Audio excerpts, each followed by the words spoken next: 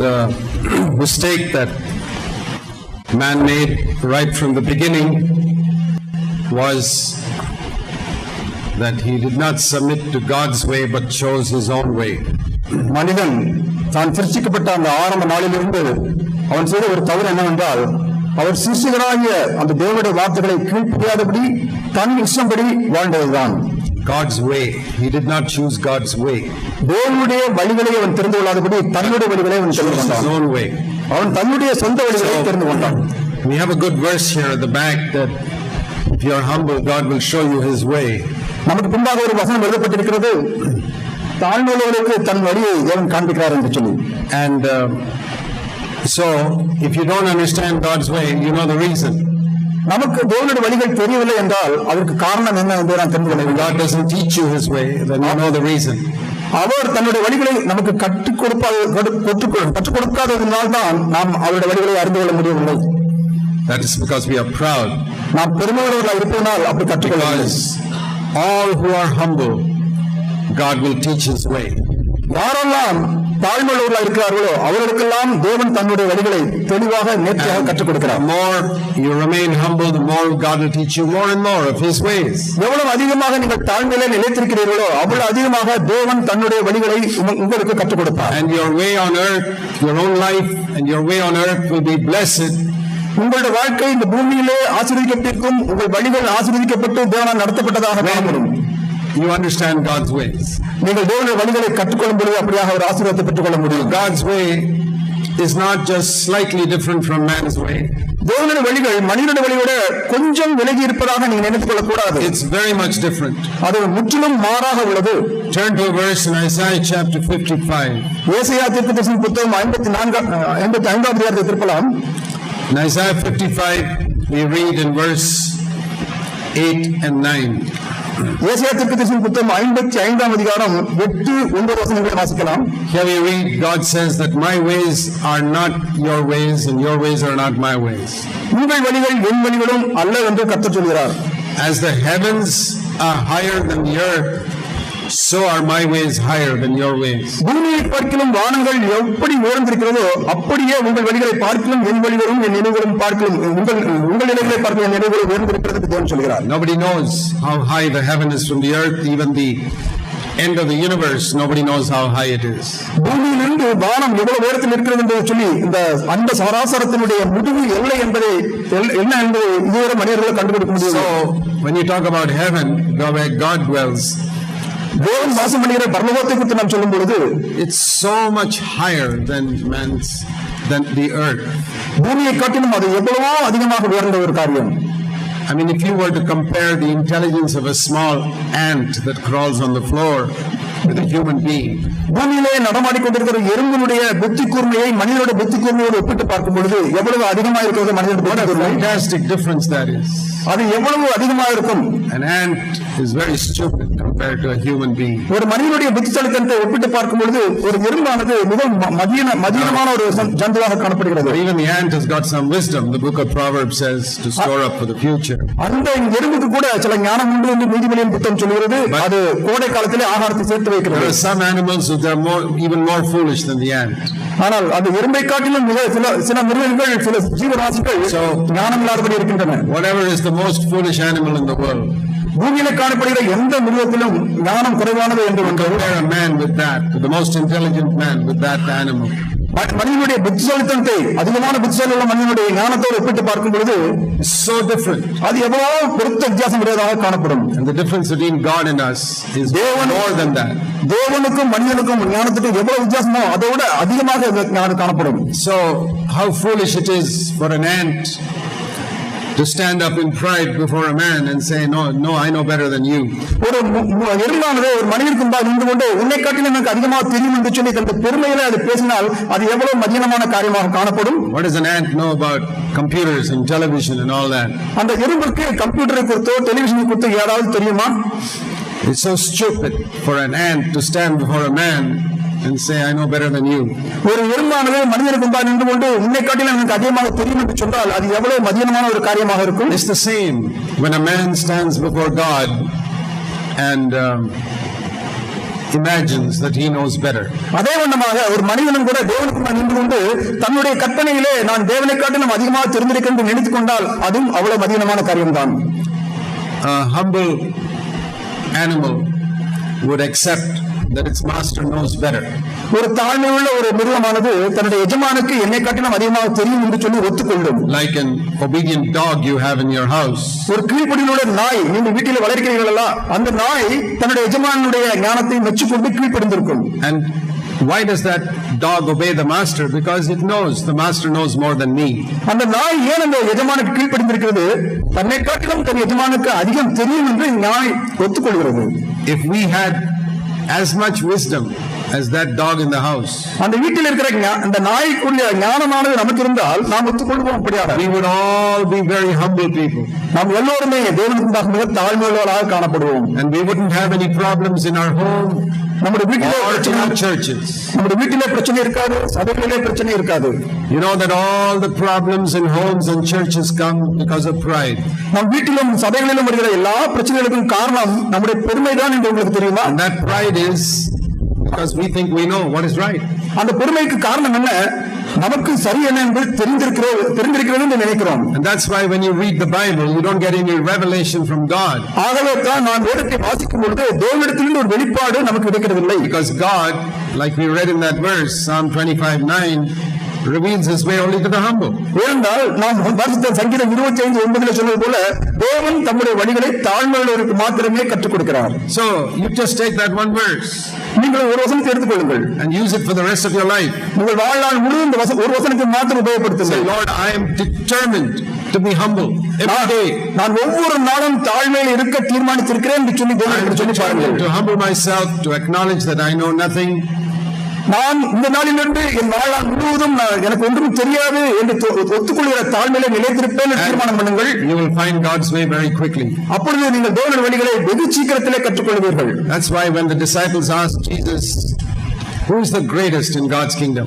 ஆகவே தான் சீஷர்கள் இயேசு கிறிஸ்துவிடத்தில் வந்து பரலோக ராஜ்யத்திலே யார் பெரியவனாய் இருப்பான் என்ற ஒரு கேள்வியை கேட்கும் பொழுது he took a little child and said, if you can humble yourself like this child, then you are the greatest. அப்பொழுது இயேசு கிறிஸ்து ஒரு சிறு பிள்ளையை தன்னிடத்தில் அழைத்துக் கொண்டு வந்து காண்பித்து, நீங்கள் சிறு பிள்ளையை போல நீங்கள் உங்களை தாழ்த்தினீர்கள் என்றால் நீங்கள் பரலோக ராஜ்யத்திலே பெரியவர்களாக இருப்பீர்கள் என்று சொன்னார். See, we cannot physically become like children anymore. We are already grown up. நாம் சரீர வளர்ச்சியிலே சிறு பிள்ளையை போல மாற முடியாது. ஏனால் நாம் பெரியவர்களாக வளர்ந்து விட்டோம்.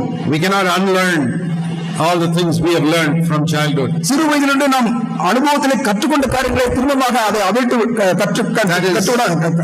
மறந்துவிட முடியாது. Impossible and not necessary also. அது முடியாத காரியம், அது தேவையில்லாத காரியம் கூட.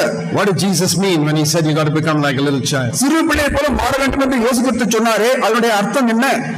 Have you seen little children when they are 1 or 2 years old? சிறு பிள்ளைகள் 1-2 வயதில் இருக்கும் பொழுது அவர்களை பார்த்திருக்கிறீர்கள். They will ask so many questions. அவர்கள் அநேக கேள்விகளை கேட்பார்கள். Why is it like this, Daddy? Why is it like that, Mommy?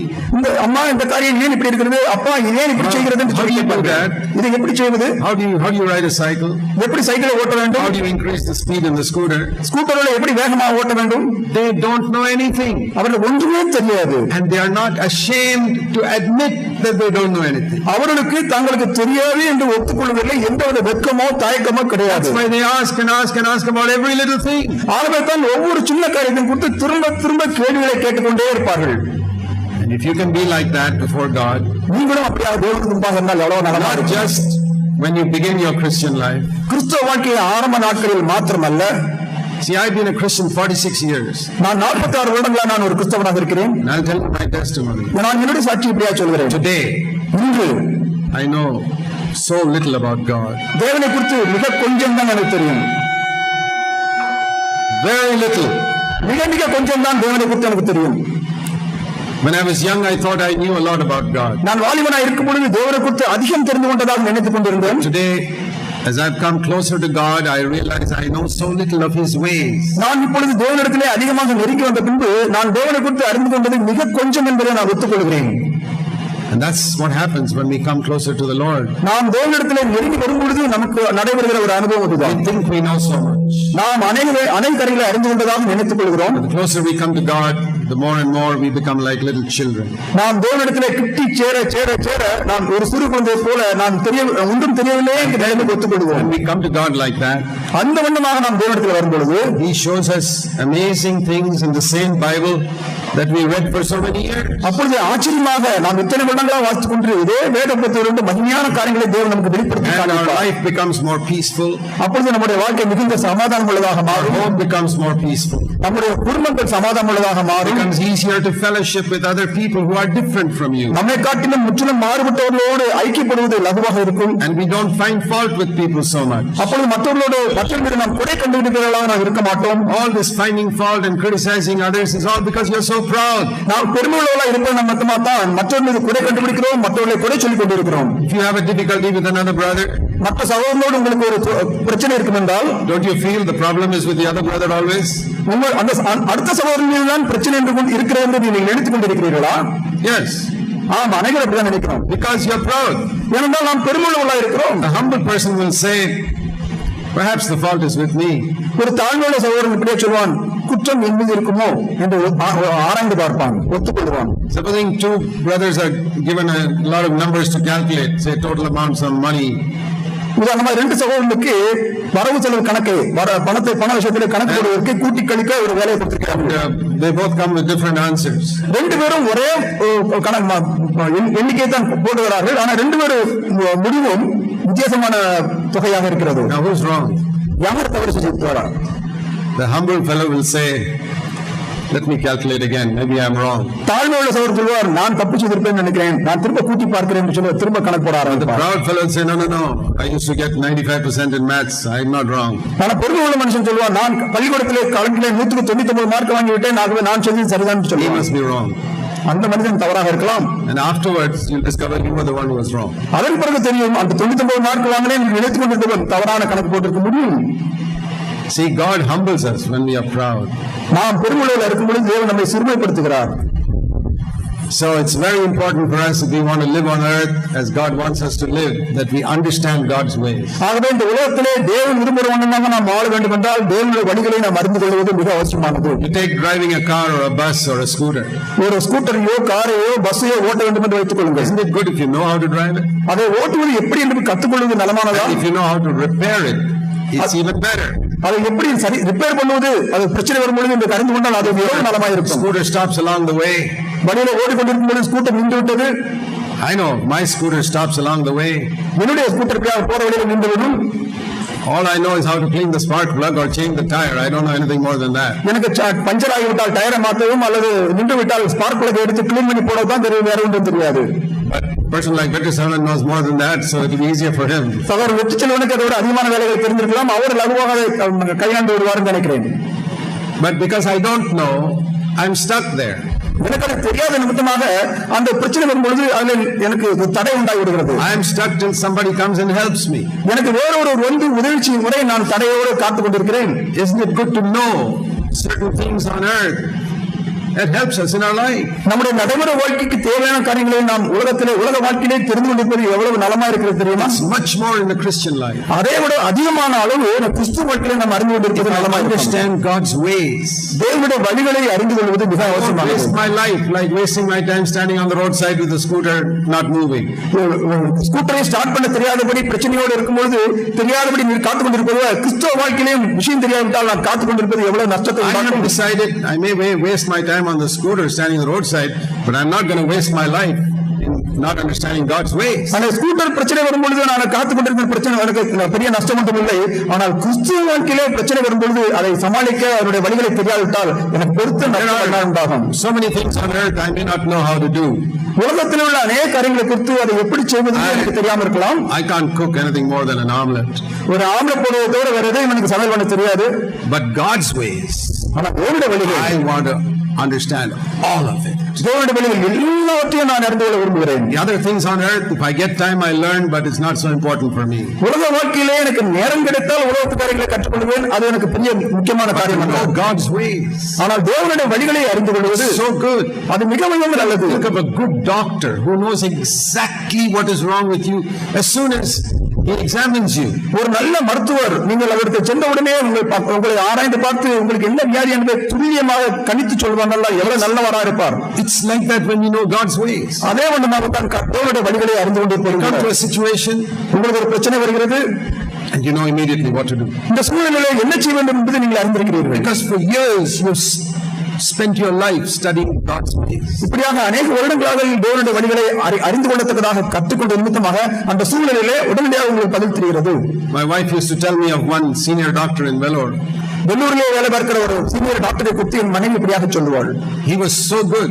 அவர் நல்ல ஒரு மருத்துவர். That he could look at a man's walk and face and say immediately what the person's sickness is. ஒரு மனிதன் நடக்கிற விதத்தையும் அவன் முகத்தை பார்த்த உடனே இவருக்கு என்ன வியாதி இருக்கிறது என்று சொல்லிவிடுவார். Amazing. ரொம்ப ஆச்சரியமானது. Because he spent so many years dealing with patients. இப்படியாக அநேக வியாதியஸ்தர்களை வருடக்கணக்காக அநேக வருடங்கள் பார்த்தது நிமித்தமாக அவர் தெளிவாக துல்லியமாக சொல்ல A lot முடிந்தது. of people would go to him because they know that this man will give the correct diagnosis for my sickness. அநேக வியாதியஸ்தர்கள் அவரிடத்தில் சொல்லுவார்கள், ஏனென்றால் இவர் சரியாக துல்லியமாக தன்னுடைய வியாதியை கணித்து சொல்லுவார் என்று அறிந்திருப்பார்கள். Like that in the Christian life. கிறிஸ்தவ வாழ்க்கையை அதை அபியாசப்படுத்தி All of us பாருங்கள். can't become doctors like that. அப்படிப்பட்ட மருத்துவரை போல நாம் எல்லோரும் மாற முடியாது. Because that requires a lot of money, a lot of intelligence, a lot of study. அதுக்கு அதிகமாக புத்திசாலித்தனம் வேணும், அதிக பணம் வேணும், அதிகமாக படிக்க வேண்டும். But in knowing God's ways, which is more important, all of us here, including children, can understand it. ஆனால் தேவனுடைய வழிகளை அறிந்து கொள்வது சிறு பிள்ளைகள் கூட மிக எளிதாக அறிந்து கொள்ள முடியும். That's the most important lesson you must learn in your life. உங்கள் வாழ்க்கையில நீங்க கற்றுக்கொள்ள வேண்டிய மிக முக்கியமான வழி என்ன? தேவனுடைய வழிகளை அறிந்து கொள்வதுதான். What is your way, Lord? ஆண்டவரே, உங்களுடைய வழியில் என்ன ஆண்டவரே? I know my way. என்னுடைய வழி என்ன? எனக்கு For example, I earn money. எனக்கு நான் பணம் சம்பாதிக்கிறேன். money. நீங்கள் எல்லோரும் பணம் சம்பாதிக்கிறீர்கள். How do you spend it? அந்த பணத்தை எப்படி You செலவழிக்கிறீர்கள்? can spend it your way or God's way. அந்த பணத்தை உங்கள் வழியின்படி செலவழிக்கலாம் அல்லது தேவனுடைய வழியின்படி And if செலவழிக்கலாம். you spend it God's way, you'll never get into debt. நீங்கள் தேவனுடைய வழியின்படி பணத்தை செலவழிப்பீர்கள் என்றால் நீங்கள் கடனாளியாக மாற மாட்டீர்கள். I have been in times in my life when I first got married, நான் திருமணமான போதிலே என்னுடைய திருமண வாழ்க்கையில் இப்படியாக when I நடந்தது. earned so little, I think less than almost anybody sitting here. இங்க இருக்கிற எல்லாரும் கட்டிலும் மிக குறைந்த வருமானம் எனக்கு அந்த நாளில் இருந்தது. That was 37 years ago. 37 வருடங்களுக்கு முன்பாக. But even in those days, I decided I will not get into debt. அந்த நாளிலும் கூட நான் தீர்மானம் பண்ணினேன், நான் கடன் வாங்க மாட்டேன் என்று சொல்லி. Never buy any clothes which I can't afford. என்னால் வாங்க முடியாது என்ற திராணிக்கு மிஞ்சின ஒரு காரியத்தை ஒரு ட்ரெஸ்ஸுக்காக பணத்தை நான் செலவழிக்க Never மாட்டேன். buy food which we can't afford. எங்களால் வாங்க முடியாத ஒரு பணத்தை செலவழித்து ஒரு ஆகாரத்துக்காக ஒரு பணத்தை செலவழிக்க Never மாட்டேன். travel anywhere we can't afford. எங்களால் பணம் செலவழிக்க முடியவில்லை என்றால் ஒரு குறிப்பிட்ட இடத்துக்கு பிரயாணம் பண்ண மாட்டேன். If I don't have money to buy a ticket to go for a conference, I won't go for the conference. Conference போவதற்கு எனக்கு பணம் இல்லை என்று சொன்னால் அந்த கான்ஃபரன்ஸுக்கு நான் போக மாட்டேன். Because going to a conference is good, but getting into debt is bad. ஆனால் கான்ஃபரன்ஸ் போவது நல்லது, ஆனால் கடன் வாங்குவது மோசமானது. I say, oh God, if you want me to go, you give me the money. If you don't give me the money, I can't go. ஆகவே ஆண்டவரே, நான் கான்ஃபரன்ஸ் போவது உங்களுடைய சித்தமானால் எனக்கு பணம் தாருங்கள். நான் பணம் தராவிட்டால் நான் கான்ஃபரன்ஸ் போக மாட்டேன். Because God's word is more important than even attending a conference. தேவனுடைய வார்த்தை தான் மிக பிரதானம் கூட்டங்களுக்கு செல்வதை காட்டிலும். Even it's more important than food. ஆகாரத்தை காட்டிலும் தேவனுடைய வார்த்தையில் More important than clothes. நான் முடித்த உடையை காட்டிலும் தேவனுடைய வார்த்தை. God's word says don't get into debt. வேத வசனமானது கடன் படாதிருப்பாயாக என்று சொல்லும் பொழுது I decided that is more important than buying clothes or food or anything. நான் இப்படியாக தீர்மானம் பண்ணினேன், ஆகாரத்துக்காகவோ உடைக்காகவோ எதற்காகவோ பணத்தை செலவழிப்பதற்காகவும் கடன் படாமல் இருப்பது மிக நல்லது. Because I took that decision, நான் அப்படி ஒரு தீர்மானத்தை செய்த நிமித்தமாக in 66 years I've never been in debt for one day. அந்த 66 வருட ஆயுசு நாட்கள் முழுவதும் இதுவரை ஒரு நாள் கூட நான் கடனுக்குள்ளாக ஆனதில்லை. You may say, Brother Zach, that's because you got plenty of money now. இப்பொழுது என்னை பார்த்து நீங்கள் உங்களுக்கு தாராளமா பணம் இருந்தனால என்னை கடன் வாங்கவில்லை என்று சொல்லலாம். That was not true 37 years ago. 37 வருடங்களுக்கு முன்பாக அப்படிப்பட்ட சூழ்நிலை இருக்கவில்லை. And even in those days I was not in debt. அந்த நாளிலும் கூட குறைந்த வருமானத்தில் கூட நான் கடன் படாதிருந்தேன். Because I believe God's word. Man lives by God's word and not by food. ஆகாரத்தினால் மாத்திரமல்ல, தேவனுடைய ஒவ்வொரு வார்த்தையினாலும் பிழைப்பான் என்கிற வசனத்தை நான் இப்படியாக விசுவாசித்திருந்தேன். In God's word I find God's ways. தேவனுடைய வார்த்தைகளிலே தேவனுடைய வழிகளை நான் கண்டுபிடித்தேன். If I am humble, நான் தாழ்மையானவனாக இருந்தால், say, Lord, I only want to do what you want me to do. ஆண்டவரே, நீர் என்ன செய்ய சித்தமாக இருக்கிறீரோ அதை மாத்திரம் தான் நான் செய்ய விரும்புகிறேன். I want to buy what I want to buy, I'll get into debt. நான் விரும்புவதை நான் செய்ய விரும்பினால், வாங்க விரும்பினால் நான் கடனாளியாக மாறியிருப்பேன். I want to travel, where I want to travel, I'll get into debt. நான் போக வேண்டிய விரும்பின இடத்திற்கு நான் பிரயாணம் பண்ணியிருந்தால் நான் கடனாளியாக மாறியிருப்பேன். Lot of problems come in the lives of many believers because they don't obey God's word. அநேக விசுவாசிகளின் வாழ்க்கையில பிரச்சனைகளோட காரணம் என்ன? அவர்கள் தேவனுடைய வார்த்தைகளுக்கு கீழ்ப்படிகிறதில்லை. You know, in the first chapter of Genesis, ஆதியாகமம் 1ஆம் அதிகாரத்தை வாசிக்கலாம். you see there for 6 days, 6 நாட்களிலே தேவன் செய்த காரியங்களை பார்க்கிறோம். every day he said something. ஒவ்வொரு நாளும் அவர் சில வார்த்தைகளை அவர் பேசுகிறார். It says in verse 3, God said something. தேவன் சொன்னார் என்று சொல்லி Verse வாசிக்கிறோம். 6, God said something. 6ஆம் வசனத்திலே தேவன் சொன்னார் என்று வாசிக்கிறோம். Verse 9, God said something. 9ஆம் வசனத்திலே அவர் சொன்னதாக வாசிக்கிறோம். Verse 11, God said. 11ஆம் வசனத்திலே தேவன் Verse சொன்னதாக 14, வாசிக்கிறோம். God said. 16ஆம் வசனத்திலே தேவன் சொன்னதாக வாசிக்கிறோம். 20ஆம் வசனத்திலே தேவன் சொன்னதை வாசிக்கிறோம். Verse 24, God said. 24ஆம் வசனத்திலே தேவன் சொன்னதை Verse வாசிக்கிறோம். 26, God said. 26ஆம் வசனத்திலே தேவன் சொன்னதை Verse வாசிக்கிறோம். 29, God said. 29ஆம் வசனத்திலே தேவன் சொன்னதை வாசிக்கிறோம். See, in those 6 days, இந்த 6 நாட்களிலும் 9 times we read the word, God said, God said, God said. தேவன் சொன்னார், தேவன் சொன்னார், தேவன் சொன்னார் என்கிற வார்த்தையை 9 முறை வாசிக்கிறோம். What does that teach us in the first page of the Bible? அந்த முதல் பக்கத்திலே, வேத புத்தகத்தின் முதல் பக்கத்தில் இருந்து நாம் என்ன கற்றுக்கொள்ள வேண்டிய பாடம் இருக்கிறது? Everything that God said, the earth said, okay. அங்கே தேவன் என்னெல்லாம் சொன்னாரோ அது எல்லாத்தையும் அவருடைய சிருஷ்டியானது பூமியானது சரி ஆமென் ஆமென் என்று Heaven said, okay. பரலோகமும் பூமியும் எல்லாம் ஆமென் என்று ஒத்துக்கொண்டு They never questioned. தேவன் சொன்ன காரியங்களுக்கு அவரால் கேள்வி கேட்கவில்லை. God said something, தேவன் சொன்னார், heaven and earth said, okay. உடனே பூமியும் வானம் பூமியும் ஆமாம் என்று What is the ஒத்துக்கொண்டு result? அவருடைய பலன் என்ன? It says in the last verse, everything was very good. எல்லாமே மிகவும் நன்றாக இருந்தது என்று வேதத்தில் வாசிக்கிறோம். Why are so many things so bad in our life? நம்முடைய வாழ்க்கையிலே ஏன் அநேக காரியங்கள் நன்றாக இருக்கவில்லை? Everything can be very good. எல்லாமே நன்றாக இருக்க முடியுமே. Every day of my life, I can end in a very good way. என்னுடைய வாழ்க்கையில ஒவ்வொரு நாளிலும் நான் நன்றாக முடிக்க முடியுமே. If I follow the same principle written on the first page of the Bible. வேத புத்தகத்திலுள்ள முதல் பக்கத்தில் எழுதப்பட்ட அந்த காரியத்தை நான் பின்பற்றினால் என் வாழ்க்கையில் ஒவ்வொரு நாளும் நன்றாக God முடிய said முடியும். something to me, தேவன் என்னை பார்த்து ஒரு வார்த்தை சொல்கிறார், don't get into debt. கடனாளியாக மாறாதே. Okay, Lord. ஆமாம், Finish. No discussion, nothing. அதுல ஒரு வாக்குவாதமோ கேள்விக்கோ இடமே Lord, கிடையாது. but I need this, but I need a refrigerator. No, I need nothing. ஆண்டவரே, எனக்கு ஃப்ரிட்ஜ் வேணுமே, எனக்கு அந்த பொருள் வேணுமே, இந்த பொருள் வேணுமே, ஒரு கேள்வியும் கிடையாது. God said, that's enough. ஆண்டவர் சொல்லி இருக்கிறாரா? சரி, அப்படியே சரி. I have seen people ruin their Christian life because they live by that first principle of first page of the Bible. ஆதியாகமத்தில் உள்ள முதல் பக்கத்திலே காணப்படுகிற அந்த ஒரு நீதியை, தேவனுடைய வழிகளை பின்பற்றாத நிமித்தமாக அநேக ஜனங்கள் தங்களுடைய வாழ்க்கையில பிரச்சனைகளுக்குள்ளாக மாறிவிடுவதை நான் பார்க்கிறேன். You don't have to go to second page. First page itself you can learn it. இரண்டாவது பக்கத்துக்குள்ள போக வேண்டியதில்லை, முதல் பக்கத்திலேயே கற்றுக்கொள்ளலாம். Whatever God says, தேவன் என்னெல்லாம் சொல்கிறாரோ, like the heaven and the earth said, okay, you say, okay, Lord. வானம் பூமியும் சரி என்று சொன்னதே அதே நானும் கூட தேவனை பார்த்து சரி என்று சொல்லலாம். To say that your way is better than my way. ஆண்டவரே, என்னுடைய வழியை காட்டிலும் உம்முடைய வழிகள் மிக நேர்த்தியானது என்று சொல்லலாம். All the confusion in our life has come because we have walked in our own way. நம்முடைய வாழ்க்கையில் வருகிற எல்லா குழப்பங்களுக்கும் காரணம் நாம் நம்முடைய வழிகளே சென்றோம். See Proverbs chapter 14. நீதிமொழிகள் 14ஆம் அதிகாரம். It's a very important verse here. இங்கே ஒரு மிக முக்கியமான ஒரு வசனம் காணப்படுகிறது. Proverbs 14, நீதிமொழிகள் 14 verse 12. 12வது வசனம். There is a way which seems right to a man, but its end is the way of death. மனுஷனுக்கு செம்மையாய் தோன்றுகிற வழி உண்டு, அது முடிவோ மரண வழிகள். Now, clever people can say, yeah, I know how to handle my own life. புத்திசாலியான ஜனங்களுக்கு என்ன வாழ்க்கையிலே என்ன செய்ய வேண்டும் என்று எனக்கு தெரியும் என்று சொல்லி அவர்கள் தங்களுக்கு There is a way that seems right to you, மனுஷனுக்கு செம்மையாய் சரியாய் தோன்றுகிற வழிகள் உண்டு, but it leads to death. ஆனால் அந்த சரியாய் தோன்றுகிற வழிகள் மரணத்திலே முடியும். Otherwise, if we had humbled ourselves and said, Lord, my way will only lead to death, நாம் நம்மை தாழ்த்தி ஆண்டவரே என்னுடைய வழிகள் எல்லாம் மரணத்தில் தான் என்னை கொண்டு போய் விடும் என்று சொல்லி you are the way, the truth and the life. நீதான் வழியும் சத்தியமும் ஜீவனுமா இருக்கிறீர். Your way only will lead me to life. உம்முடைய வழிகள் மாத்திரமே என்னை ஜீவனுக்குள்ள நடத்தி செல்லும் என்று ஒத்துக்கொண்டால், I humbled myself like that from the beginning of the time I was born again. நான் மனம் திரும்பின நாளிலிருந்தே இப்படியாக என்னை தாழ்த்தி தேவனை நோக்கி ஆண்டவரே உம்முடைய வழிகள் மேலான என்று சொன்னார். If you had done that from the day you were born again, நீங்கள் ரட்சிக்கப்பட்ட நாளிலிருந்து அப்படியாக நீ சொல்லுகிறவர்களாக காணப்பட்டிருந்தால், you know where you'd have been today. இந்த நாளிலே நீங்கள் எவ்வளவு மகிமையான வாழ்க்கை You'd வாழ்ந்திருக்க be முடியும். way up there. நீ எவ்வளவோ மேலான வாழ்க்கைக்கு வளர்ந்திருக்க முடியும். Let me give you an example. ஒரு உதாரணத்தை சொல்ல விரும்புகிறேன். It's like a child who goes to school. ஒரு பள்ளிக்கூடத்தில் செல்கிற ஒரு சிறு பிள்ளையை கற்பனை பண்ணிக் கொள்ளுங்கள். In the nursery class, nursery கிளாஸுக்கு போகிறது. He is being taught the alphabets. அங்கு ஆனா ஆனா என்று பாடம் எடுத்து சொல்லிக் கொடுக்கிறார்கள். The teacher tells him how to write it like this. அந்த எழுத்துக்களை எப்படி எழுத வேண்டும் என்று சொல்லிக் கொடுக்கிறார்கள். And he says, no, நான் கற்றுக்கொள்ள மாட்டேன்.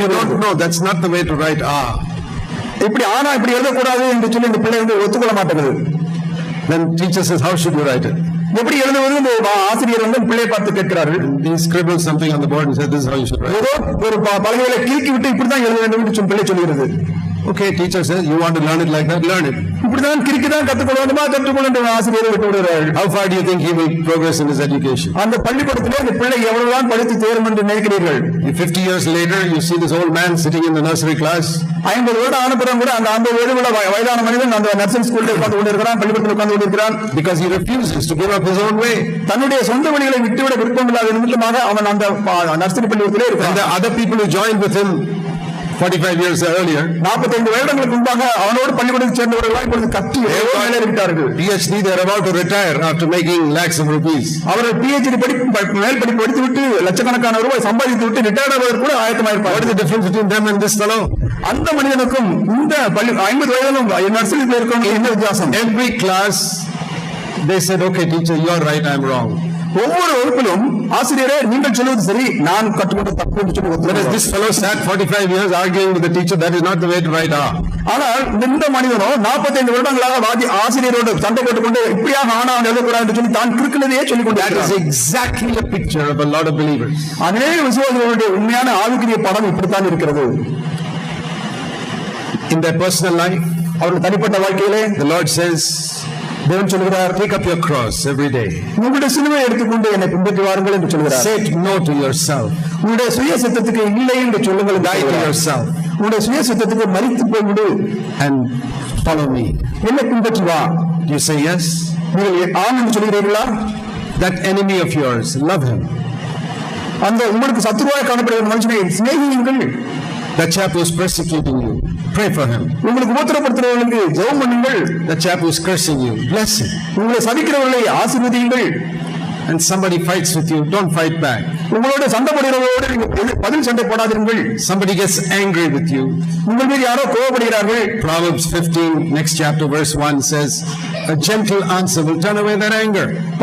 நீதிமொழிகள் 15ஆம் அதிகாரம் அடுத்த அதிகாரத்தில் முதல் வசனம், மெதுவான பிரதியுத்தரம் உக்கிரத்தை மாற்றும் என்று சொல்வது போல கோபத்தை மாற்றத்தக்கதான மெதுவான பதிலுத்தரங்களை சொல்லுங்களே. I've seen that on the road sometimes. சில நேரங்களில் பொதுவில் சில காரியங்களை பார்த்திருக்கிறேன். We all make mistakes when we are riding the scooter. நாம் ஸ்கூட்டரில் செல்லும் பொழுது இப்படிப்பட்ட தவறுகளை நாம் செய்கிறோம். Sometimes you come pretty close to somebody or you touch each other without harming anybody, another person's scooter. வேற ஸ்கூட்டரில் போகும்போது மற்ற ஸ்கூட்டரை லேசா இடித்து விட்டு யாருக்கும் காயப்படாதபடி நிறுத்தி விடுகிறோம். And we don't know whether it's his fault or your fault. இது அவருடைய தவறா அல்லது உங்களுடைய தவறா என்று உங்களுக்கு யாருக்குமே தெரியாது. He is sure it is your fault. அவருக்கு தெரியும் உங்கள் மீதுதான் தவறு என்று சொல்லி. So if I say, I'm sorry sir, excuse me, நான் முந்திக் கொண்டு மன்னித்து விடுங்கள், அவரு என்னுடையது என்று சொல்லிவிட்டால் எவ்வளவு நலமா இருக்கும். it's okay, it's okay. Correct. உடனே அவர் வந்து பொருள் பரவாயில்ல அப்படின்னு அவர் போய்விடுவார். But you say, what are you doing? நீங்க என்ன அப்படி பண்ணிட்டீர்கள் என்று சொல்லி அதிகாரமா கத்தினார். Half an hour you'll be arguing there. அங்க அரை மணி நேரம் அந்த வாக்குவாதம் தான் நடந்து கொண்டிருக்கும். It's foolish. மதியனமான ஒரு காரியம் தான். Look at God's way. தேவனுடைய வழிகளை அறிந்து கொண்டால் எவ்வளவு நலமானது. Gentle answer. மெதுவான பிரதியுத்தரம். Even if he starts shouting at you, அந்த மனிதன் கோபப்பட்டால் கூட நீங்க மெதுவான பிரதியுத்தரம் சொன்னால் எவ்வளவு மாறுதலா இருக்கும். மன்னித்து விடுங்கள், தப்பு என்னுடையதுதான், மன்னித்து விடுங்கள் சொன்னால் எவ்வளவு நலமா இருக்கும். I have never seen a man in my life who remains hard after you say I'm sorry. நான் தான் தவறு சொல்லிவிட்டேன், மன்னித்து விடுங்கள், என்னுடைய தவறுன்னு சொன்ன பிறகு திரும்பவும் உங்களோடு சண்டை போடுகிற ஒரு மனிதனை இதுவரை நான் பார்த்ததில்லை. But we are so proud. ஆனால் நாம் பெருமையுள்ளவர்களாக காணப்படுகிறோம். We continue the quarrel sometimes for years. சில நேரம் வருடங்களாக நாம் மற்றவர்களோடு சண்டை போட்டுக்கொள்கிறோம். Property dispute for 20 years. சொத்து தகராறு பண்ணிக்கொண்டு 20 வருடங்களாக சண்டை போடுகிறவர்களை நான் பார்த்திருக்கிறேன். Spent money on lawyers more than the cost of the property. அந்த சொத்துடைய விலையை காட்டிலும் அதிகமான பணத்தை வக்கீல்களுக்கு கொடுத்து கேஸ்ல போட்டுக் கொண்டிருக்கிறவர்கள் Foolish and lost their health and lost their sleep and lost everything. அவர்கள் முட்டாளாக இருந்து தங்களுடைய தூக்கத்தையும் தங்கள் நேரத்தையும் தங்கள் பணத்தையும் வீணடிக்கிறார்கள். God's way is always better. தேவனுடைய வழிகள் எப்பொழுதும் சிறந்தவைகள் தான். I've been a believer 46 years and I've found that to be true. 46 வருடங்களாக விசுவாசிகளாக இருந்து நான் அது உண்மை என்பதை நான் கண்டுபிடித்திருக்கிறேன். Your health is better, your sleep is better, உங்களுடைய சரீர சுகமானது நலமாயிருக்கும், உங்கள் தூக்கமானது இனிமையாக your இருக்கும், understanding of God's word is better, உங்கள் தேவனுடைய வழிகளை அறிந்து கொள்கிற அறிவு நன்மையாக இருக்கும். greater anointing upon your life அப்பொழுது உங்கள் வாழ்க்கையில மிகுந்த ஒரு அபிஷேகம் காணப்படும். if you humble yourself. நீங்கள் உங்களை தாழ்த்தி Say, Lord, I choose your way. ஆண்டவரே உம்முடைய வழியில நான் தெரிந்து கொள்வேன் The சொன்னார். Lord says, don't love money. தேவன் சொல்கிறார் பணத்தை நேசிக்காதே என்று சொல்கிறார். Say, Lord, I love money. Please help me to be free from it. ஆண்டவரே நான் பணத்தை நேசிக்கிறேன், எனக்கு உதவி செய்யுங்கள், பணாசை விடுதலையாக என்று சொல்லி கேளுங்கள். Many years ago, I said this to the Lord. அநேக வருடங்களுக்கு நான் இப்படித்தான் தேவனிடத்தில் சொன்னேன். I said, Lord, I'm not different from other people. நான் மற்ற மனிதர்களை காட்டிலும் வித்தியாசமானவன் I அல்ல. don't claim to be better than any human being in the world. உலகத்தில் உள்ள எந்த ஒரு மனிதனை காட்டிலும் நான் சிறந்தவன் என்று சொல்லத்தக்கதாக இடத்துல ஒன்றுமே கிடையாது. So if people in the world love money, I must also be like that. I must be a lover of money. உலகத்தில் உள்ள ஜனங்கள் எல்லாம் பணத்தை நேசிக்கிறார்கள், நானும் அதே போலதான் பணத்தை நேசிக்கிற மனுஷனாக இருக்கிறேன் ஆண்டவரே. But the difference is, they will not admit it. ஆனால் ஒரு வித்தியாசம், அவர்கள் ஒத்துக்கொள்ள மாட்டார்கள். I admit it. நான் ஒத்துக்கொள்கிறேன். I'm lost. ஆண்டவரே நான் காணாமல் போன ஆடு. Lost in what? எதிரே நான் காணாமல் போய்விட்டேன். I'm lost in the pit called the love of money. பண ஆசை என்கிற ஒரு சேற்று புலியிலே நான் விழுந்து நான் காணாமல் I போய்விட்டேன். can't save myself. It's too difficult to climb out of this. இந்த சேற்றிலிருந்து என்னால் விடுபட முடியாது, தப்பித்துக் கொள்ள முடியாது. I try climbing up, I fall down after 3-4 feet. நான் 2-3 அடி நேர முயற்சி பண்ணுகிறேன், திரும்பவும் பள்ளத்துக்குள்ளே விழுந்து விடுகிறேன். Lord, you came to seek and to save those who are lost. ஆண்டவரே காணாமல் போனவர்களை ரட்சிப்பதற்காக நீர் வந்தீரே, எனக்கு உதவி செய்யும் என்று சொல்லி கேட்டேன். Save me. என்னை ரட்சியும். And he saved me. அவர் என்னை ரட்சித்திருக்கிறார். It changed my life completely. அது அவர் தேவனுடைய ரட்சிப்பில் என்னுடைய வாழ்க்கையை மாற்றுவாய். ஏன்? Because I was humble enough to admit that I was in a pit called the love of money. நான் என்னை தாழ்த்தி நான் புலியில் இருக்கிறேன், பணாசை என்கிற ஒரு சேற்றில் இருக்கிறேன் என்று சொல்லி ஒத்துக்கொண்ட நிமித்தமாக தேவன் எனக்கு உதவி செய்து என்னுடைய வாழ்க்கையை மாற்றியிருக்கிறார். I met one brother once. நான் ஒரு சகோதரனை இப்படியா சந்தித்தேன். He used to be in our church. He's not with us now. நம்மோடு ஆரம்ப நாட்களில் இருந்தவர் இப்பொழுது நம்மோடு சபையில் இல்லை. He said to me, அவர் என்னிடத்தில் இப்படி சொன்னார், "Oh, brother Zach, I finished with the love of money long ago. பணாசையில் நான் எப்பொழுதோ ஜெயித்து விட்டேன் என்று அவர் என்னை பார்த்து சொன்னார். Today, he's lost. He's gone much deeper into the love of money." பணாசை என்கிற சேற்றில் மிக ஆழத்தில் சிக்கி விட்டதை நான் பார்க்கிறேன். ஏன்? He was not honest enough to admit it. தன்னுடைய வாழ்க்கையில் நேர்மையாக பணாசையில் இருக்கிறேன் என்று ஒத்துக்கொள்கிற தாழ்மை இல்லை. Where did I get this understanding from? இந்த அறிவு எனக்கு எப்படி வந்தது? In Luke chapter 19, லூக்கா 19வது அதிகாரம், we read there of a man called Zacchaeus. அங்கு சகேயு என்கிற மனிதனை குறித்து வாசிக்கிறோம். And it says here that Jesus went to Zacchaeus' house. அந்த சகேயுடைய வீட்டிற்கு இயேசு கிறிஸ்து சென்றார் என்று வாசிக்கிறோம். And all the people saw it, said verse 7, he has gone to be the guest of a man who is a sinner. அதை கண்ட யாவரும் 7ஆம் வசனத்திலே இவர் பாவியான மனிதனிடத்தில் தங்குபடி போனார் என்று முறுமுறுத்தார்கள். Everybody in the town knew Zacchaeus. அந்த ஊரில் உள்ள எல்லாருக்கும் சகேயு என்கிற மனுஷனை குறித்து தெரியும். Zacchaeus was not a man fooling around with women. That was not his sin. அந்த சகேயுடைய பாவம் பெண்களோடு பாவம் செய்வது அல்ல. His sin was not killing people. He was not a murderer. ஜனங்களை கொலையாளி கூட அவன் கிடையாது. He had one main sin. அவனிடத்தில் காணப்பட்ட ஒரு பெரிய பாவம் என்ன? The love of money. அது பணாசையான பாவம். And he cheated and made money. அவன் அநேக ஜனங்களை ஏமாற்றி அதிகமாக பணம் சம்பாதித்திருந்தான். But that day, அந்த நாளிலே he confessed his sin. அவன் தன்னுடைய பாவத்தை ஒத்துக்கொண்டான். He got saved. அவன் ரட்சிக்கப்பட்டான். And Jesus said in verse 9, 9வது வசனத்திலே இயேசு கிறிஸ்து சொல்கிறார், salvation has come to this house also today. இந்த வீட்டுக்கு இன்றைக்கு ரட்சிப்பு உண்டு என்று இயேசு கிறிஸ்து சொல்கிறார். What from? எதனாலே? What did he get saved from? எதிலிருந்து அவன் ரட்சிக்கப்பட்டான்? Not from fooling around with women. That was not his sin. அவனுடைய பாவம் பெண்களோடு வாழ்ந்து கொண்டிருப்பது அல்ல. அந்த பாவம் அல்ல. From the love of money. பணாசை என்கிற ஒரு சேற்றிலிருந்து When a man gives 50% of his goods to the poor, as it says in verse 8, you can be pretty sure he is saved from the love of money. தன்னுடைய ஆஸ்தியிலே பாதியை ஏழைகளுக்கு கொடுக்கிறேன் ஒரு மனுஷன் சொல்லிவிட்டாலே போதும், அவன் நிச்சயமாக பணாசைக்கு விடுதலை விட்டான தைரியமாக சொல்லலாம். How many people have you ever heard of who give 50% of their money to the poor people? தன்னுடைய சொத்திலே ஆஸ்தியிலே பாதியை 50% ஏழைகளுக்கு கொடுக்கத்தக்கதான ஒரு மனிதன் நீங்க யாரை பார்த்திருக்கிறீர்களா? I have never met such a man in my life. என்னுடைய வாழ்நாளில் இதுவரை ஒரு மனிதன் அப்படி This man பார்த்தேன். was really saved. நிச்சயமாக இந்த மனிதன் உண்மையிலே ரட்சிக்கப்பட்டிருக்கிறார். How in a moment Jesus could save him? ஒரு நிமிடத்திலே இயேசு கிறிஸ்துவை எப்படி ரட்சிக்க முடிந்தது? Then Jesus said, he explained it. அதை விளக்கமாக இயேசு கிறிஸ்து சொல்கிறார். Verse 10. 10ஆம் வசனத்திலே, The Son of Man has come to seek and to save those who are lost in the love of money. இழந்து போனதை தேடவும் ரட்சிக்கவும் பண ஆசை என்கிற சேற்றிலே இழந்து போனதையும் தேடத்தான் மனுஷகுமாரன் வந்திருக்கார். That's where I got my message for my need. என்னுடைய தேவைக்கு இந்த வசனத்தின் மூலம் தான் நான் வழியை கற்றுக்கொண்டேன். Lord, I haven't cheated anybody as far as I know. நான் யாரையும் ஏமாற்றவில்லை ஆண்டவரே, எனக்கு தெரியும். I love money like Zacchaeus. ஆனா சகையை போல நான் பணத்தை எவ்வளவா நேசிக்கிறேன். But you came to seek and to save such people. நீ இப்படிப்பட்ட இப்படிப்பட்டவர்களை தான் நீ தேடவும் ரட்சிக்கவும் வந்தீரா ஆண்டவரே. Zacchaeus even cheated people. ஆனா இந்த சகையை மற்றவர்களை you could save him, can't you save me? ஆண்டவரே இப்படிப்பட்டவனை ரட்சித்த நீர் என்னை ரட்சிக்க முடியாது. The Lord said Zacchaeus was honest. சகையை நேர்மையாக ஒத்துக்கொண்டான் என்று சொன்னார். I said I will be honest too. நானும் நேர்மையாக சொல்கிறேன் என்று சொன்னேன். I'll tell you something, God's way. நான் தேவனுடைய வழிகளை உங்களுக்கு சொல்கிறேன். God's way is, தேவனுடைய வழிகள் என்ன? please listen. ஜாக்கிரதையாக கவனியுங்கள். Whatever sin you confess is true of you. உங்களுடைய வாழ்க்கையில் உண்மையாக காணப்படுகிற எந்த பாவத்தையும் நேர்மையாக ஒத்துக்கொள்கிறீர்களோ, whatever you are eager to be saved from, He'll save you from that. எந்த பாவத்திலும் நீங்கள் ரட்சிக்கப்பட வேண்டும் என்று முழு மனதோடு தேடி வாஞ்சிக்கிறீர்களோ அதிலிருந்து ரட்சிக்கப்படுவீர்கள். Supposing you young people go to God and say this. வாலிபர்களாகிய நீங்கள் தேவனிடத்தில் சென்று இப்படியாக சொல்கிறீர்கள் என்று வைத்துக் கொள்ளுங்கள். Lord, ஆண்டவரே, I am committing adultery every day. ஒவ்வொரு நாளும் விபச்சாரம் நான் பண்ணுகிறேன் ஆண்டவரே என்று ஒத்துக்கொள்கிறீர்கள். Sometimes 3-4 times a day, Lord. ஒரு சில நாட்களில் 2-3 முறை விபச்சாரம் பண்ணுகிறேன். And say, Lord, says really you are committing adultery 3-4 times a day? தெய்வம் நம்மை பார்த்து ஒரு நாளிலே 2-3 முறை விபச்சாரம் பண்ணுகிறாயா?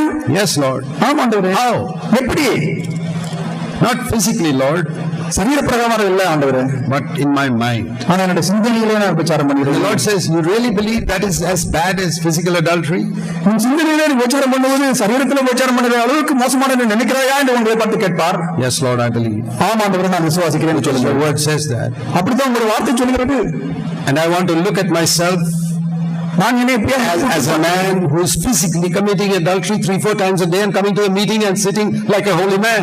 ஒவ்வொரு நாளும் சரீர பிரகாரமாக விபச்சாரத்தை 2-3 முறை செய்துவிட்டு சபையிலே வேஷம் போட்டுக்கொண்டு பரிசுத்தவானை போல உட்கார்ந்து இருக்கிற மனுஷனாக நீ பார்க்கிறேன் என்று சொல்லி நம்மளே பார்த்து அறிவுறுத்தால், not only an adulterer, Lord, I am a hypocrite. நான் ஒரு விபச்சாரக்காரன் மாத்திரமல்ல ஆண்டவரே, மற்றவர்கள் வேஷம் போடுகிற வேஷக்காரன். In fact, Lord, I think I am one of the biggest hypocrites sitting in our church. இங்கே உட்கார்ந்திருக்கிற மாயமாலக்காரர்களே பெரிய மாயமாலக்காரன் நான் தான் என்று தெரிவித்துக்கொண்டால், make it worse, I even get up and testify like as if I am a holy man. அது மாத்திரமல்ல என்று போதாது என்று சொல்லி சபையில எழுந்து ஒரு பரிசுத்தவானை போல நான் சாட்சி கூட சொல்கிறேன். Some of you may also have to say, Lord, on top of that, I am even an elder. உங்களுக்கு மேலாக எல்லாவற்றுக்கும் மேலாக ஒரு சிலர் உங்களை பத்தி எப்படி சொல்ல முடியும், ஆண்டவரே எல்லாவற்றுக்கும் மேல நான் மூப்பராக கூட சபையில் இருக்கிறேனே. And the Lord says, you really want to be free from that? நீங்கள் உண்மையிலேயே இதிலிருந்து விடுதலையாக வேண்டும் என்று விரும்புகிறீர்களா என்று தேவன் கேட்பான். Yes, Lord, I am in a pit. ஆம் ஆண்டவரே, நான் ஒரு சேற்று I have tried for years to get out of it. அநேக வருடங்களாக இந்த குழியிலிருந்து விடுதலை விரும்பினேன், முடியவில்லை. I can't get out. என்னால் முடியவில்லை ஆண்டவரே. You got to seek me and save me. நீர் என்னை தேடி என்னை ரட்சிக்க வேண்டும். Do it. You have done it for others. Do it for me. மற்றவர்களுக்கு அதை தேடி செய்கிறே, என்னையும் தேடி ரட்சியுங்கள் ஆண்டவரே என்று சொல்லுங்கள். He will do it. நிச்சயமா அவர் செய்வார். Mary Magdalene was worse than you. உங்களை காட்டிலும் மகதலேனா மரியாள் மோசமான ஸ்திரியா இருந்தாள். She became so pure that God chose her to be the first one to see the resurrected Lord Jesus. அந்த ஸ்திரியை இயேசு கிறிஸ்து தெரிந்து கொண்டு தான் உயிர்த்தெழுந்ததிலிருந்து முதலாக தரிசனத்தை பார்க்கும்படியா அந்த ஸ்திரிக்கு அனுகிரகம் பண்ணினாள். What a miracle God can do. எவ்வளவு ஒரு அதிசயத்தை தேவன் அந்த ஸ்திரியின் வாழ்க்கையில He can make a crooked man like Zacchaeus give half his money to the poor, which we haven't done. மோசமான மனிதனாய் இருந்த சகையை அவன் தன் வாழ்க்கையில் ஆஸ்தியிலே பாதி ஏழைகளுக்கு கொடுக்க தீர்மானித்த பொழுது அவன் ஒரு பரிசுத்தமான தேவன் மாற்றினாரே. We haven't done that. நாம் அந்த அளவுக்கு செய்யவில்லையே. Mary Magdalene was a prostitute. She became the holiest woman. மகதலேனா மரியாள் ஒரு விபச்சாரியா இருந்தால் அவளை ஒரு தேவன் ஒரு பரிசுத்தவாட்டியாக மாற்றி தன்னை கூட தரிசிக்கத்தக்கதாக உயிர்த்தெழுந்த பிறகு முதலில் தரிசிக்கிற பாக்கியத்தை கொடுத்தாரே. Do you believe that Jesus can take a prostitute in a town and make her the holiest woman in that town? ஒரு பட்டணத்திலே ஒரு விபச்சாரியா இருக்கிற ஸ்திரியை எடுத்து இயேசு கிறிஸ்து ஒரு பெரிய பரிசுத்தவாட்டியாக மாற்ற முடியும் என்று நம்புகிறீர்களா? Yes, நிச்சயமாக. But God's way is this. ஆனால் தேவனுடைய வழிகள் இதுதான். He'll do it only when a person admits his sin. தங்களுடைய பாவத்தை ஒத்துக்கொள்கிற ஒரு மனிதனிடத்தில் மாத்திரமே தேவன் அந்த ஒரு அதிசயத்தை செய்ய முடியும். So the first thing you need to learn about God's way is that God loves honest people. ஆகவே தேவனுடைய வழிகளை கற்றுக்கொள்ள வேண்டிய முதல் ரகசியம் என்ன? தேவன் நேர்மையானவர்களை நேசிக்கிறார் என்பதுதான். If you have a fight with your husband or wife, உங்கள் மனைவியிடத்திலேயோ புருஷனிடத்திலேயோ நீங்கள் சண்டை போட்டீர்கள் வைத்துக் கொள்ளுங்கள். And you tell the Lord, Lord, that this stupid wife of mine is like that. ஆண்டவரே, என்னுடைய மனைவி எவ்வளவு மதியனவா இருக்கிறாள் என்று நீங்கள் சொல்லுகிறீர்கள். foolish husband, they don't know all the time he's causing problems for me. ஆகவே ஆண்டவரே இந்த புருஷன் எனக்கு எப்ப பார்த்தாலும் பிரச்சனை பண்ணி கொண்டுதான் சொல்லி புருஷனை குறித்து நீங்கள் திட்டிக் இருக்கிறீர்களா? It's like that. I might as well tell you the next 50 years you'll be fighting only. இப்படித்தான் உங்கள் வாழ்க்கை இருக்கும் என்றால் நிச்சயமாக இன்னும் 50 வருடங்கள் சென்றாலும் உங்கள் வாழ்க்கை இதே வண்ணமாகத்தான் இருக்கும் என்று நிச்சயமாக சொல்கிறேன். You're acting as if you never made any mistake. ஏனென்றால் நீங்கள் இதுவரை ஒரு தவறும் செய்யாதவர்கள் போல மற்றவர்களை கூட சொல்லிக் கொண்டிருக்கிறீர்களே. You say, but he also made a mistake. But you say that he also made a mistake. அவரும் கூட தவறு செய்து விட்டார் என்று சொல்லி நீங்கள் ஒத்துக்கொள்கிறீர்களா? That may be true. அது உண்மையா இருக்கலாம். But nowhere in the Bible are we asked to confess the sins of somebody else. வேதத்தில் எங்கும் கூட மற்றவருடைய பாவத்தை நீங்கள் அறிக்கை பண்ண வேண்டும் என்று சொல்லி எழுதப்படவே இல்லை. Do you confess somebody else's sins? மற்றவருடைய பாவங்களை நீங்கள் அறிக்கை செய்கிறீர்களா? Do you say my husband is like this, my wife is like this? என் மனைவி இப்படி இருக்கிறாள், என் புருஷன் இப்படி இருக்கிறான்னு சொல்லி மற்றவருடைய பாவங்களை நீங்கள் அறிக்கை கொண்டிருக்கிறீர்களா? Like this. அந்த சகோதரன் இப்படி நடந்து கொள்கிறான் என்று சொல்கிறீர்களா? That elder brother is like this. அந்த மூப்பர் இப்படி இருக்கிறான் என்று சொல்கிறீர்களா? Why are you confessing his sin? ஏன் மற்றவருடைய பாவத்தை நீங்கள் அறிக்கை பண்ணுகிறீர்கள்? If you are an angel without any sin, then you can confess somebody else's sin. நீங்கள் பாவமில்லாத ஒரு தேவதூதனை போல காணப்பட்டால் நீங்கள் மற்றவருடைய பாவத்தை அறிக்கை பண்ணலாம். I'll tell you when you can confess somebody else's sin. மற்றவருடைய பாவத்தை நீங்கள் எப்பொழுது அறிக்கை பண்ணலாம் என்று நான் உங்களுக்கு சொல்கிறேன். When you have finished confessing all your sins. உங்களுடைய பாவங்கள் எல்லாவற்றையும் அறிக்கை பண்ணி விட்டு முடித்த பிறகு மற்றவருடைய பாவத்தை நீங்கள் அறிக்கை பண்ணலாம். And I don't think I'll finish till Jesus comes. ஆனால் இயேசு கிறிஸ்து வரும்வரை என்னுடைய பாவத்தை அறிக்கை செய்ய முடியாது என்றுதான் நான் நம்புகிறேன். You know who was the first person who confessed somebody else's sin? முதலாக மற்றவருடைய பாவத்தை அறிக்கை பண்ணின மனிதன் யார் என்று உங்களுக்கு தெரியுமா? Who is it? யார்? Adam. Adam. The Lord asked him, what did you do? ஆதாமை பார்த்து நீ என்ன செய்தாய் என்று தேவன் கேட்கிறார். I'll first tell you what my wife did, Lord. முதலில் என் மனைவி என்ன செய்தாள் என்று நான் உங்களுக்கு சொல்கிறேன். The Lord is asking me, what did you do? நீ என்ன செய்தாய் என்று சொல்லி ஆதாமை பார்த்து தேவன் கேட்கிறார். I'll tell you what my wife did. என் மனைவி என்ன செய்தாள் என்று நான் உங்களுக்கு சொல்கிறேன். அவள் அந்த பழத்தை புசிக்க கொடுத்தாள். I know that was a sin. அது பாவம் என்று தெரியும். Why confess your wife's sin when God is asking you what you did? ஏன் உங்கள் மனைவியுடைய பாவத்தை அறிக்கை செய்தீர்கள்? நீங்கள் என்ன செய்தீர்கள் என்று தேவன் உங்களை பார்த்து கேட்கும் பொழுது, why confess your husband's sin when he's asking you what did you do? உங்களை பார்த்து மனைவிகளை பார்த்து உங்களுடைய பாவம் என்ன என்று தேவன் கேட்கும் பொழுது ஏன் நீங்கள் புருஷனுடைய பாவத்தை அறிக்கை பண்ணுகிறீர்கள்? Haven't you seen that when two of your children fight? சரி, உங்கள் பிள்ளைகள் 2 பேர் சண்டை போடுவதை பார்த்து அவர்கள் 2 பேரும் உங்களிடத்தில் வரும் பொழுது, when one boy says, Daddy, he hit me. ஒரு பிள்ளை சொல்லுவான், அப்பா அந்த பையன் அண்ணன் தானே அடிச்சான். What did he do? நீ என்ன செஞ்ச? What did he do? அவன் என்ன செய்யறான்? He hit you. அவன் என்ன அடிச்சான். Did you do anything? நீ தான் செஞ்சியா? Put his head down and say, yeah, I also hit him. தலையை குனிஞ்சிட்டு ஆமா நானும் அடிச்சேன். He won't say that first. முதலில் நம்ம அடித்தேங்கிறத முதல்ல சொல்ல மாட்டாங்க. See, that is Adam's nature. இதுதான் ஆதாமுடைய சுபாவம். Jesus was different. ஆனா இயேசு கிறிஸ்து அப்படி இல்லை. அவர் மாறுபட்டவராக காணப்பட்டார். He never went around confessing other people's sins. இயேசு கிறிஸ்து ஒருபொழுதும் மற்றவருடைய பாவத்தை அறிக்கை பண்ணிக்கொண்டே வருவார். No sin of his own. அவரிடத்திலே தன்னிடத்திலிருந்து ஒரு பாவத்தை பார்க்க முடியவில்லை. அவருடைய பாவம் எல்லாம் 33 years. 33 வருடங்களை வாழ்ந்த பிறகு கூட ஒரு பாவம் இல்லாதவராக வாழ்ந்தார். When he hung on the cross, அவர் சிலுவையிலே தொங்கும் பொழுது, he took the blame for your sin.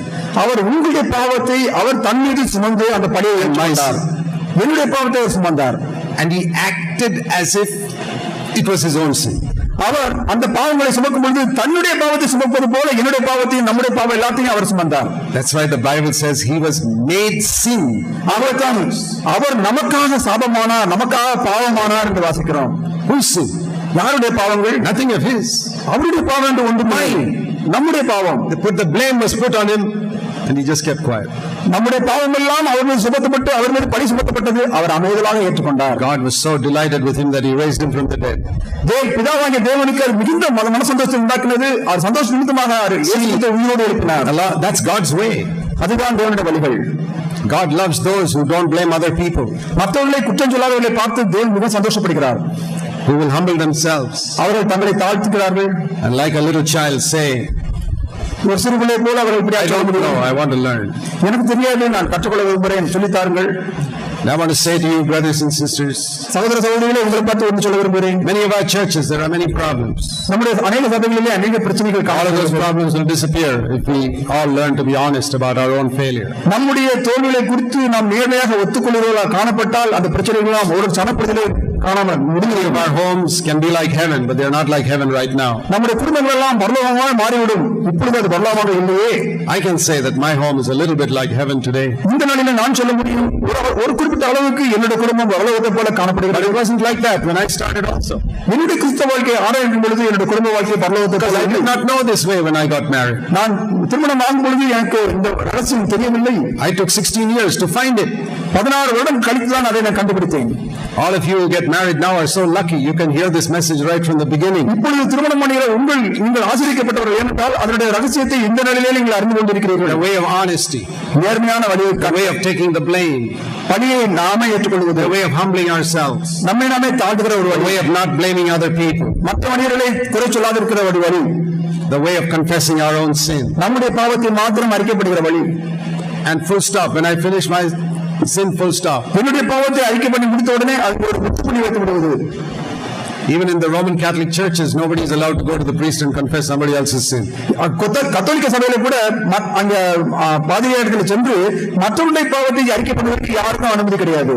I've never been a Roman Catholic, but I've heard that people go to the priest and confess their sins. நான் ஒரு கத்தோலிக்கனா இருந்ததில்லை, ஆனால் கத்தோலிக்க சபையிலே பாதிரியாரிடத்தில் சென்று ஜனங்கள் தங்களுடைய பாவத்தை அறிக்கை பண்ணுவார்கள் என்று கேள்விப்பட்டிருக்கிறேன். Some of you who are Catholics, tell me.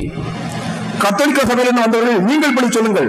Could you confess somebody else's sin to that priest? மற்றவர்கள் செய்த பாவத்தை குறித்து நீங்கள் அந்த பாதிரியாரிடத்தில் மன்னிப்பு கேட்க முடியுமா, அறிக்கை பண்ண முடியுமா? I don't think so. நிச்சயமாக முடியாது என்று நான் You certainly can't confess somebody else's sin to God. அதே ஒன்றுமாக தேவனிடத்திலும் கூட மற்றவருடைய பாவத்தை நாம் அறிக்கை பண்ணவே முடியாது. Whenever Jesus wanted to help somebody, எப்பொழுதெல்லாம் இயேசு கிறிஸ்து ஒரு மனிதனுக்கு உதவி செய்ய விரும்புகிறாரோ, he always asked that person to say what his need was. அந்த மனிதன் தன்னுடைய தேவை என்ன என்பதை தன் வாயினாலே சொல்லும்படியாக தேவன் ஒரு கேள்வியை கேட்கிறார். We read once of two blind men who were following Jesus. இயேசு கிறிஸ்துவை பின்பற்றின 2 குருடர்களை குறித்து வாசிக்கிறோம். And the question Jesus asked them was this.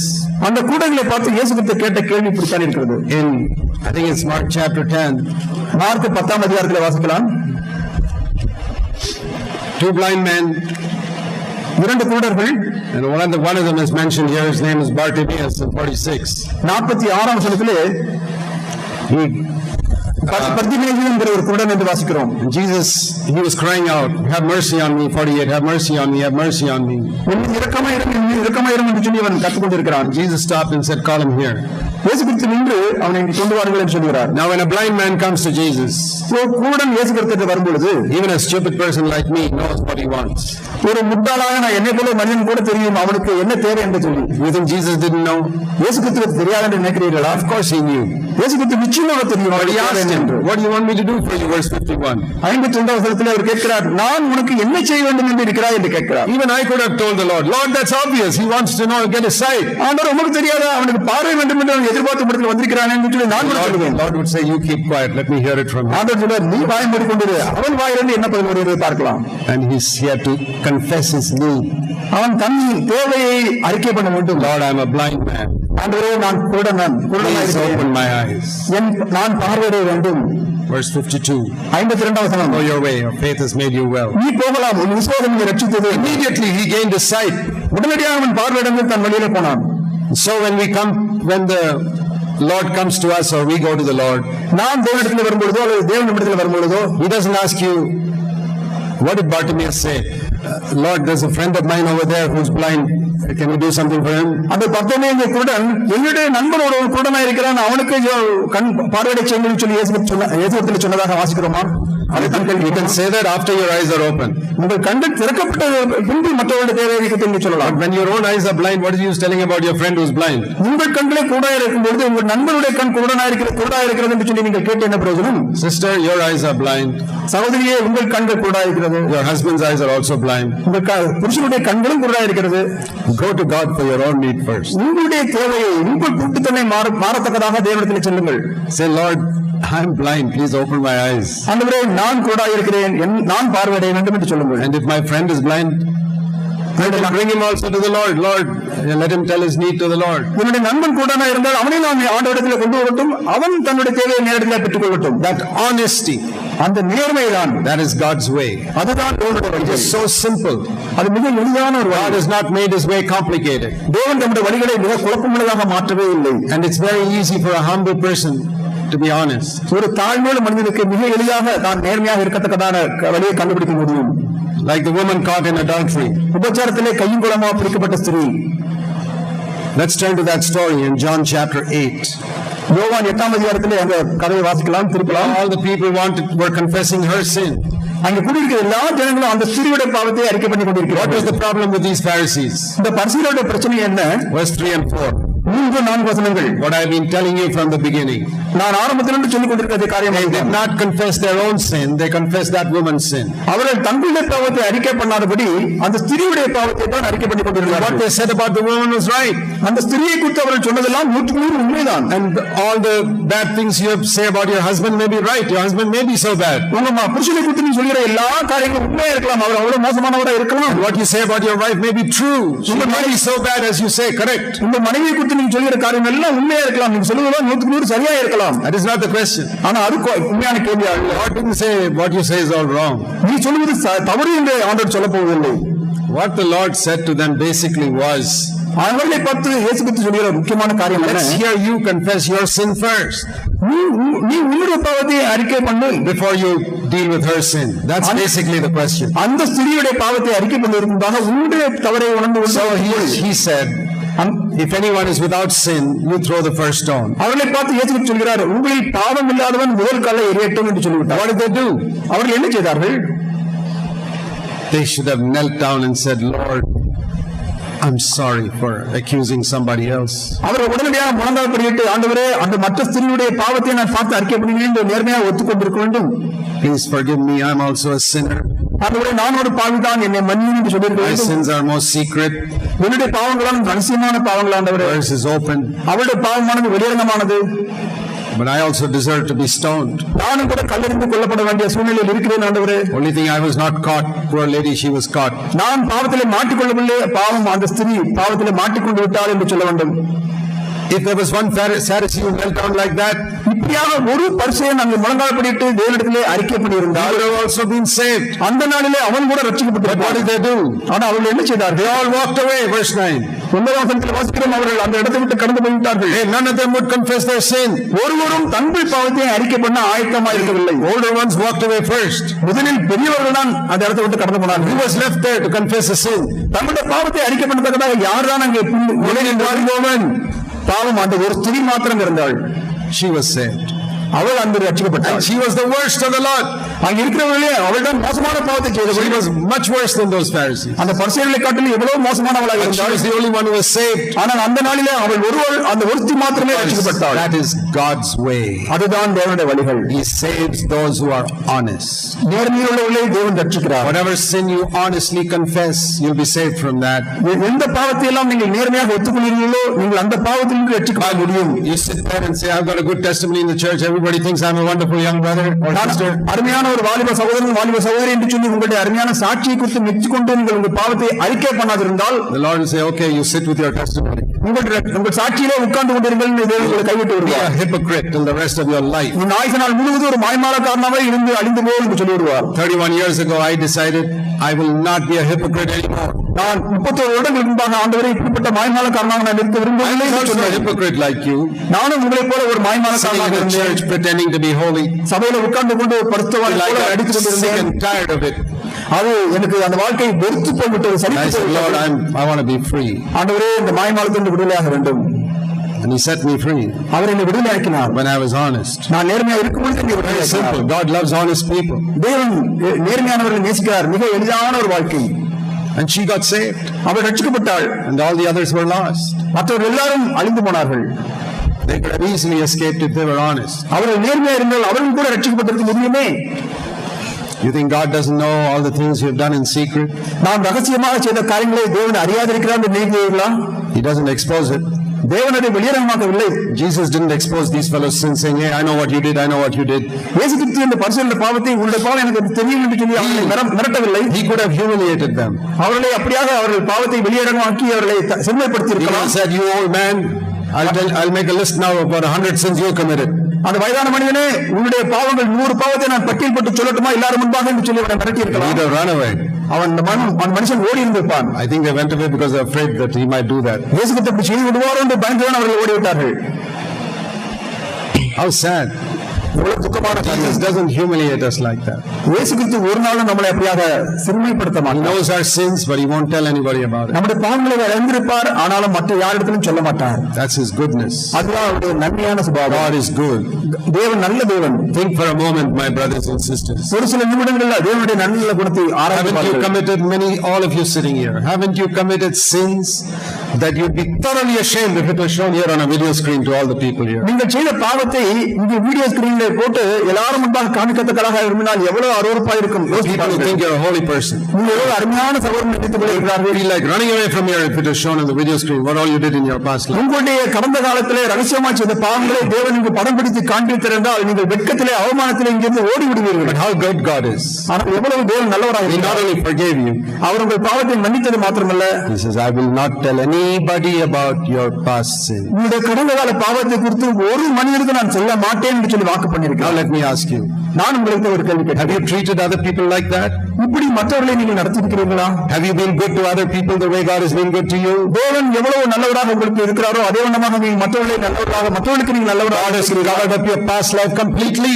தேவன் உங்களை கடந்த கால பாவத்தை எவ்வளவாக மூடி மறைத்திருக்கிறார். Why do you go around talking about the evil of other people? மற்றவருடைய பாவத்தை ஏன் மற்றவரிடத்தில் பிரகடனப்படுத்திக் கொண்டிருக்கிறீர்கள்? If you keep doing it, one day God will expose your sin also to everybody. நீங்கள் இப்படி மற்றவருடைய பாவத்தை சொல்லிக் கொண்டிருந்தால் உங்கள் பாவத்தை தேவன் ஒரு நாளிலே வெளியரங்கமாக்கி விடுவார். At least for your own sake, stop it from now. உங்களுடைய நன்மைக்காக சொல்லுவேன், மற்றவருடைய பாவத்தை குறித்து நீ Say, பேசாதீர்கள். Lord, from today onwards, I'll confess only my own sin. ஆண்டவரே, இந்த நாளிலே நான் என்னுடைய பாவத்தை மாத்திரமே நான் அறிக்கை Not பண்ணுவேன். my wife's, not my husband's, என்னுடைய மனைவியுடைய பாவம் அல்ல, என்னுடைய புருஷனுடைய பாவம் அல்ல, only mine. என்னுடைய பாவத்தை மாத்திரம் நான் அறிக்கை பண்ணுவேன். Have mercy on me, the sinner. பாவியான என் மீது இரக்கமாயிரும் என்று சொல்லி That's the first இருக்கிறார். lesson we need to know about God's ways. தேவனுடைய வழிகளை குறித்து அறிவதற்கு மிக முக்கியமான முதல் வழி அதுதான். May God help us to learn it. தேவன் அந்த வழியை கற்றுக்கொள்வதற்கு தேவன் உதவி Bow செய்வார். our heads for a moment. நாம் சில நிமிடங்கள் கண்களை மூடுவோம், தலைகளை வணங்கி தியானம் நோக்கி பார்ப்போம்.